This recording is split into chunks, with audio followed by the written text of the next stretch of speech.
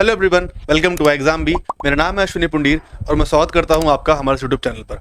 तो आप सभी लोग थंबनेल देखकर समझ गए होंगे कि ये वीडियो हम किसके बारे में करना चाह रहे हैं। पीछे भी मेरे एक इमेज है, ठीक। तो यहाँ से आपको ये मत सोचिए कि हम कहीं और पहुँच गए हैं, कि हमें अभी प्लेन में जाना है, एयरपोर्ट में जाना है, तो ऐसा नहीं है, ठीक है। पीछे मेरी इमेज लगी हुई है एयरपोर्ट अथॉरिटीज़ ऑफ इंडिया की, और ये वीडियो हमारा होने वाला है एयरपोर्ट अथॉरिटी ऑफ इंडिया में जो भी जूनियर एग्जीक्यूटिव की पोस्ट आई हैं लॉ और फाइनेंस के लिए, उनके लिए कि उनका जॉब प्रोफाइल क्या रहता है, उनकी सैलरी कितनी होगी, उनकी जॉब लोकेशन क्या होने वाली है। अगर आपके कोई भी डाउट्स हैं तो इस वीडियो को एंड तक आप जरूर देखिए, ये वीडियो आपके लिए बहुत ज़्यादा हेल्पफुल रहेगा।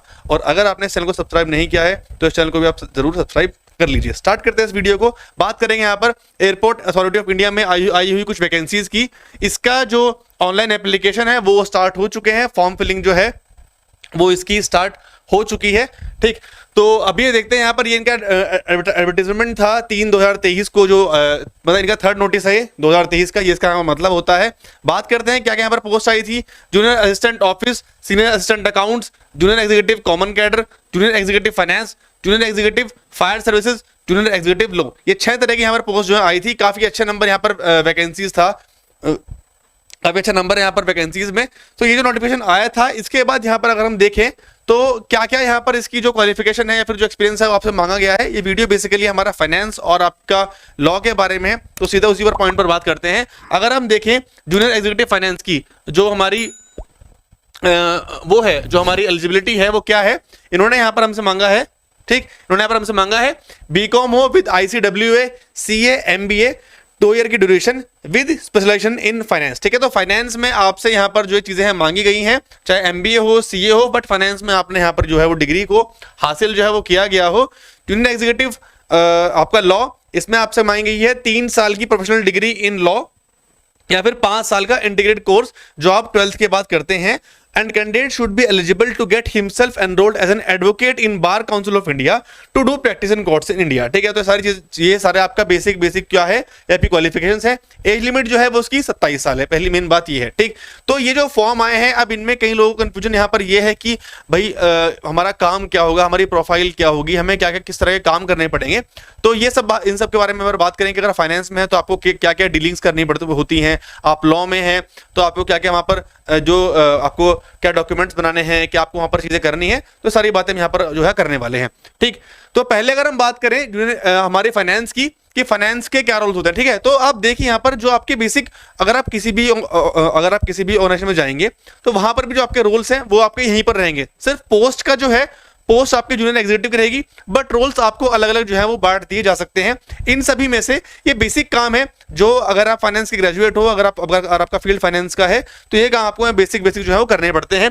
चाहे आपकी वो फाइनेंशियल रिपोर्टिंग हो, बजटिंग है, प्लानिंग है, एक्सपेंस मैनेजमेंट है, फाइनेंशियल एनालिसिस है, इंटरनल कंट्रोल है, ऑडिट है, और या फिर एनालिसिस है। ये सारे के सारी रिपोर्ट, अगर आप फाइनेंस ग्रेजुएट हैं, अगर आप कॉमर्स ग्रेजुएट हैं, तो आपको इन वर्ड्स का मतलब कहीं ना कहीं जो है वो बहुत अच्छे से पता होगा, ठीक। तो रिपोर्टिंग कैसे होती है, फाइनेंशियल रिपोर्टिंग कैसे होती है, आपको क्या क्या डॉक्यूमेंट्स बनाने हैं, क्या आपका खर्चा हो रहा है, सारा बेसिक उसका जो लेखा जोखा है आपको वो देखना पड़ता है, ठीक है। बजटिंग करना, प्लानिंग करना, अगर कोई भी नया एयरपोर्ट बन रहा है उसके लिए आपको जमीन लेनी है, अगर उसके अंदर कोई भी कंस्ट्रक्शन होना है, वो सारी चीजें, प्लेन्स का को जो भी आपको मतलब जो मैनेज करना है, ठीक, वो सारी चीजें हो गई आपकी। एक्सपेंस मैनेजमेंट हो गया आपका, ठीक है। आपका जो खर्चा है उसको भी आपको मैनेज करना होता है।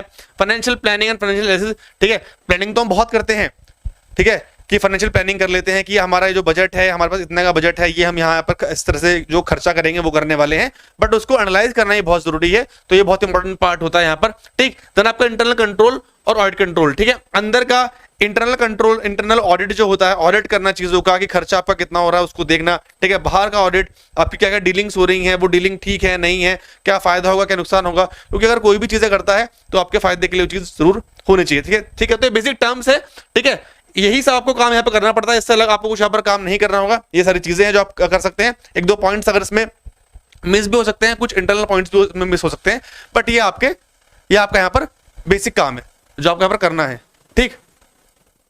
आगे अगर बात करें तो आगे देखिए, यहाँ पर आगे अगर बात करते हैं तो बात करते हैं लॉ की। ये देखिए, लॉ में जैसे आपका हो गया लीगल रिसर्च है, कंट्रोल मैनेजमेंट है, कंप्लायंस एंड रेगुलेटरी वर्क है, केस मैनेजमेंट है, और एडवाइजरी रोल है, डॉक्यूमेंटेशन है, लाइसेंस विद एक्सटर्नल एजेंसीज है, लीगल सपोर्ट है। ये सारे के सारे टर्म्स से आप कहीं ना कहीं वाकिफ होंगे, ठीक। तो जैसे कि अगर आपका लीगल रिसर्च है, सपोज कीजिए आपको, क्योंकि केसेस तो आजकल हर जगह होते हैं, अगर कोई अच्छा काम कर रहा है उस पर भी केस होते हैं, बुरा काम कर रहा है उस पर भी केसेस होते हैं, ठीक है। सपोज कीजिए आप पर एयरपोर्ट अथॉरिटी ऑफ इंडिया पर किसी ने केस कर दिया है, किसी फ्लाइट ने, मतलब बहुत चीजें हो सकती हैं, तो उसकी पहले मतलब रिसर्च होती है कि क्या ऐसे पहले भी कोई केस हुआ है, तो हमने उसके साथ डीलिंग कैसे की थी, मतलब रिसर्च करना। अगर कोई भी नया केस आता है, पहले उसकी रिसर्च होती है कि क्या ऐसा पहले कभी हुआ है, तो तब उसकी डीलिंग कैसे हुई थी, तब क्या क्या उस टाइम पर्सपेक्टिव्स थे वो चीजें करने के, वो सारी चीजें हो गई, ठीक है। कॉन्ट्रैक्ट मैनेजमेंट बहुत जरूरी है। अब फाइनेंस और लॉ यहाँ पर कहीं ना कहीं आपस में मिलते जुलते चीजें हैं, ठीक है। पैसा भी चाहिए और वो चीज कानूनी तौर पर भी होनी चाहिए, ठीक है। आप अगर किसी डील कर रहे हैं तो वो जो कॉन्ट्रैक्ट है उसको कैसे मैनेज करना है, क्या क्या उसमें डॉक्यूमेंट चाहिए होंगे, वो सारी चीजें होगी, ठीक है।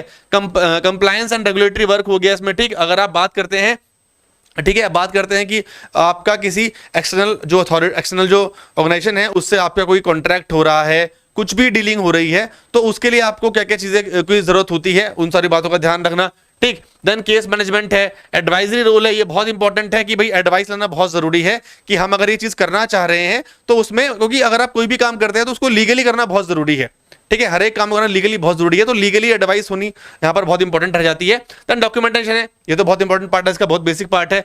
लाइसेंस विद एक्सटर्नल एजेंसीज, इसके बारे में आपको बता चुका हूं कि जो बाहर की जो एजेंसीज हैं उनसे आपको डीलिंग कैसे करनी है, क्या क्या बात आपको ध्यान में रखनी है, उनका पुराना हिसाब किताब भी देखना होता है कि वो अगर और लोगों के साथ डील कर रहे हैं तो कैसा डील करते हैं, उनके साथ हमें अगर काम करना है तो हमारे लिए बेनिफिशियल होगा या नहीं होगा, ये सारी चीजें। एंड देन लीगल सपोर्ट, वो बहुत जरूरी है, क्योंकि अगर आप कोई केस करता है तो वहां पर लीगल सपोर्ट होना बहुत जरूरी है। आप किसी पर केस करते हैं या AA पर कोई केस करता है तो वो चीजें बहुत जरूरी है, लीगल सपोर्ट जो होना चाहिए, ठीक। तो ये बहुत बेसिक चीजें हैं, यही आपको काम करने हैं, बस आपको काम जो है बांट दिए जाएंगे, सारे काम आपको एक साथ नहीं करने होंगे, आपको अलग अलग डिपार्टमेंट में जो है बांटा जाएगा, भेजा जाएगा, आप ये सारे काम जो है वहां पर वो जो है वो उनको आप करेंगे, ठीक। तो ये था हमारा पूरा प्रोफाइल का पार्ट कि आपको क्या करना है क्या नहीं करना है। अब आते हैं मेन बात पर, सैलरी वाली बात पर कि सभी सैलरी कितनी रहेगी, ठीक है। सैलरी बहुत बढ़िया है, बहुत ही सैलरी है। जूनियर एग्जीक्यूटिव की ग्रुप बी की जो है वो सैलरी, ठीक है, यहाँ पर ये आपके 40,000 जो आपका बेसिक पे होती है, ठीक। और बेसिक पे अगर आप उसी स्केल पर रहते हैं तो वो आपका स्केल 140 हो जाएगा जो आप उसमें रिटायर होते हैं एंड तक। ये यहाँ पर ये बेसिक पे वाली बात है। और ये सिर्फ बेसिक के अलावा इन एडिशन टू बेसिक पे आपका DA/DNS अलाउंस, पर्क्स है आपके 35% ऑफ बेसिक पे, HRA है, अदर बेनिफिट्स है, जिसमें CPF है, ग्रेजुएटी है, सोशल सिक्योरिटी स्कीम है, मेडिकल बेनिफिट्स है, ये सभी AI रूल्स के अंतर्गत होते हुए आपको सभी को मिलेंगे। कुल मिला के मोटा मोटा आपको क्या मिलने वाला है, CTC पर एनम जो आपकी होगी वो 13 लाख होगी जूनियर एग्जीक्यूटिव की, 13 लाख CTC होगा, और कहीं ना कहीं कुल मिला के आपको 70-75 के आसपास जो है वो आपको इन हैंड सैलरी में आपको पड़ जाएगी, इतनी आपको सैलरी जो है मिलनी है, ठीक है। तो ये बहुत अच्छी सैलरी है, बहुत अच्छा पैकेज है, ठीक। काफी टाइम पहले वैकेंसी जो आई थी, ATC वैकेंसी तो उसमें आती रहती हैं, बट ये वैकेंसी जो है काफी टाइम पहले आई थी, तो मैं आपको सजेस्ट करूंगा कि आपके जो है ये फॉर्म जरूर फिल करना चाहिए, है ना। रही बात लास्ट पॉइंट की जो हमारा था जॉब लोकेशन का, तो ओवरऑल AAI जो है एयरपोर्ट अथॉरिटी ऑफ इंडिया जो है 135 से ज्यादा एयरपोर्ट्स को जो है वो हैंडल करता है, ठीक है। तो कहीं ना कहीं आपकी जो लोकेशन है वो या तो दिल्ली भी हो सकती है, आपका हेड ऑफिस भी हो सकता है जो उनका हेड ऑफिस है, या फिर जहां पर भी आपके एयरपोर्ट्स होते हैं, इनके ऑफिस होते हैं। बेसिकली आपकी जो लोकेशन है ऑल ओवर इंडिया कहीं भी हो सकती है जहां पर भी आपके एयरपोर्ट अवेलेबल है, ठीक। उसमें आपके इंटरनेशनल एयरपोर्ट भी हो सकते हैं, डोमेस्टिक एयरपोर्ट भी हो सकते हैं, जरूरी नहीं है कि आपको बॉम्बे ही मिलेगा या फिर दिल्ली ही मिलेगा, ठीक है। डोमेस्टिक और इंटरनेशनल दोनों एयरपोर्ट मिला के एयरपोर्ट अथॉरिटी ऑफ इंडिया जो है उसमें जो आपका वो है काम करता है, ठीक। तो आई होप आपको इन्फॉर्मेशन थोड़ी सी अच्छी लगी होगी, थोड़ी पसंद आई होगी, आपको जो थोड़ी सी चीजें थी अगर डाउट्स थे आपके मन में तो वो क्लियर जो है वो हो गए होंगे, ठीक। फर्दर आपको कोई जानकारी चाहिए, इससे रिलेटेड कोई कुछ भी है तो आप हमें कांटेक्ट कर सकते हैं, नीचे कमेंट बॉक्स में जाइए, वहां पर लिख सकते हैं। अगर आपको कोर्स की अगर आपको पढ़ाई करनी है हमारे साथ एग्जाम बी के साथ तो नीचे लिंक होगा इसका, वहां जाके आप डेमो को चेक कर लीजिए, हमारे साथ आप इसका कोर्स भी ले सकते हैं, क्योंकि ऐसी नौकरियां बहुत कम आती हैं, बहुत टाइम बाद आती हैं। तो मैं उम्मीद रखता हूं, मैं आशा करता हूं कि आप अगर आप तैयारी करना चाहें तो you can prepare with us exam B, we are 50% faster, ठीक है। तो जो मिलते हैं फिर अगली वीडियो में, तब तक आपने सब लोग अपना ध्यान रखिए, अच्छे से पढ़ाई कीजिए, ऐसा मौका फिर नहीं आने वाला।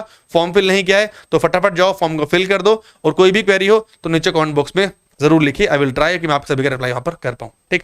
तो till then good bye, thank you and have a good day.